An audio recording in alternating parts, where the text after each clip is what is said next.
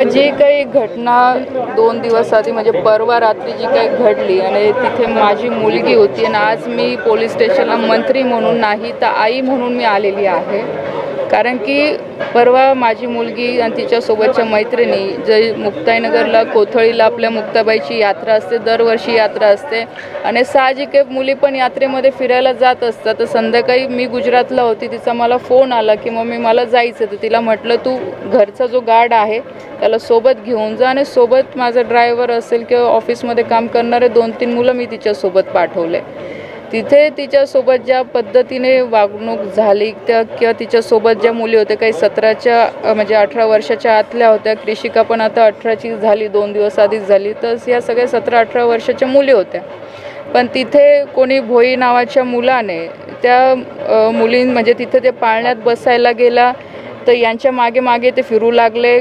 आमच्या गार्डनी त्याला म्हणजे त्याचा मोबाईल घेतला, त्यांनी सगळं शूट केलं। जेव्हा पाळण्यात बसल्यानंतर जबरदस्तीमध्ये पाळण्यामध्ये साईडच्या पाळण्यामध्ये जाऊन बसले, आमच्या लोकांना उतरून जाऊन बसले। ते परत आमच्या लोकांनी त्यांना उतरवलं, दुसऱ्या पाळण्यामध्ये पण त्यांनी तसंच केलं। ठीक आहे, मग आता बसल्यानंतर व्हिडिओ त्यांनी सगळ्यांशी म्हणजे व्हिडिओ वगैरे काढले। नंतर जो माझा गार्ड गेलेला होता त्याला थोडी शंका आली, त्याने त्याचा मोबाईल घेतला की याने नेमकं व्हिडिओ काढला की काय केलं बघायला। तर त्या गार्डसोबत पण यांनी सगळ्यांनी दादागिरी केली, त्याची कॉलर पकडली, त्याला धक्काबुक्की केली आणि जवळपास 30-40 मुलांचा माहोल तिथे जमा झाला। आणि हे 2-3 लोक असल्यामुळे काही बोलू शकले नाही, त्या मुली पण तिथून घाबरून गेल्या। निघताना त्या मुलांनी ह्या मुलींना धक्काबुक्की केली।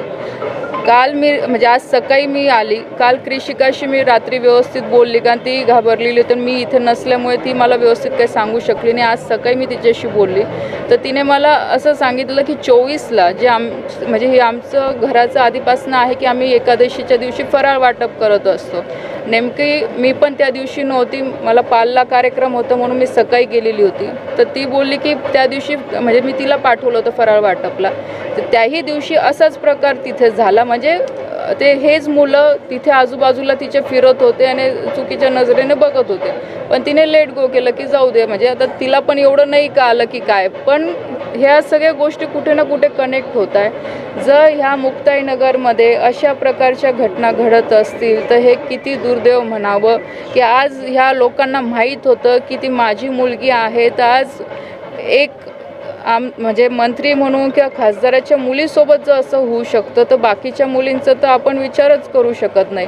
ही घटना माहीत पडल्याबरोबर गावातल्या बऱ्याचशा मुली माझ्याकडे आल्या। म्हणजे मला पण थोडं म्हणजे हे वाटलं चुकीचं की आमचंही कुठं ना कुठं चुकतं की आम्ही ह्या सगळ्या गोष्टींकडे लक्ष देत नाही। त्या मुलींनी पण मला ते म्हणजे सांगितलं की आम्ही शाळेत जातो तेव्हा पण हे असेच प्रकार नेहमी त्यांच्यासोबत घडतात।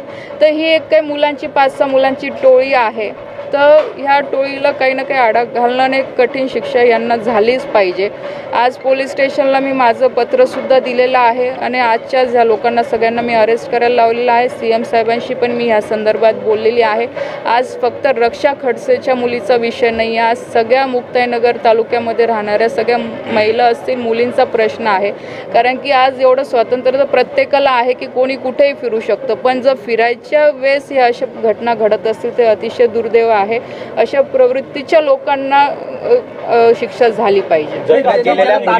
ज्या पोरांना ताब्यात घेतलं होतं त्यांना लगेच सोडून देण्यात आले, कारण पोलिसांनी हिस्ट्री चेक केली नाही, म्हणजे लगेच जामीन मिळाला। पोलीस पण याच्यात सहकार्य मिळत नाही। काल आता मी DYSP साहेब पण इथे आलेले आहे। आता मला तर आज माहीत पडलं की त्या मुलावर जो कोणी भोई नावाचा मुलगा आहे त्याच्यावर आधी पण 4 गुन्हे ऑलरेडी आहे आणि त्याचं वॉरंट निघालेलं होतं आणि वॉरंटच्या कारण त्याला काल अरेस्ट केलं आणि कोर्टाने त्याला म्हणजे तिथून सोडलं, पण ह्या जामीन दिलं। ह्या केसच्या बाबतीमध्ये फक्त माझ्या गार्डचं त्यांनी काल रेकॉर्ड घेतलेलं होतं, कारण कृषिकाला मी स्वतः पाठवलं नव्हतं। तिला म्हटलं मी येईल तुझ्यासोबत स्वतः पोलीस स्टेशनला आणि मग सगळे आपण कंप्लेंट देऊ। तर आज आता कृषिका आणि तिच्या मैत्रिणी सगळे इथे कंप्लेंट देत आहे। मुलींसोबत जो गार्ड होता त्या गार्डची कॉलर देखील पकडल्या गेलेली आहे, कुठेतरी पोलिसांचा धाक संपलाय असं वाटतंय। तसंच म्हणावं लागेल की आज प्रश्न म्हणजे मला पण हाच पडलेला आहे, जर पोलीस आमच्या प्रोटेक्शनसाठी दिलेले असतात आणि ॲज अ फॅमिली म्हणून जर मी गार्डला जर त्यांच्या प्रोटेक्शनसाठी पाठवलेलं आहे तर कोणाची हिंमतच नको व्हायला की ड्रेसमध्ये असताना कोणी पोलिसावर हात लावू शकतो किंवा पोलिसांवर दादागिरी गुंडगिरी करू शकतो. हे कुठे ना कुठे म्हणजे अति ह्या सगळ्या गोष्टी वाढत चाललेल्या आहे. तर याला कुठे ना कुठे आळा बसणं गरजेचं आहे. या गुन्हे